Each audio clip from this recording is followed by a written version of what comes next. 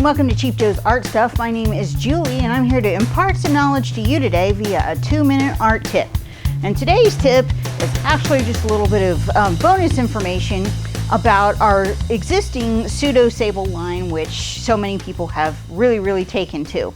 What we wanted to let you know is that we have a new shape available in the existing Pseudo Sable line that we call like a needle tip, which is kind of like our lizard lick round that we've had for a long time. This is really cool because it has a super fat belly with a really pronounced elongated tip. So it makes for an unusually large color hold and color carry, but a remarkably smooth line. And I didn't charge this brush enough. Here we go.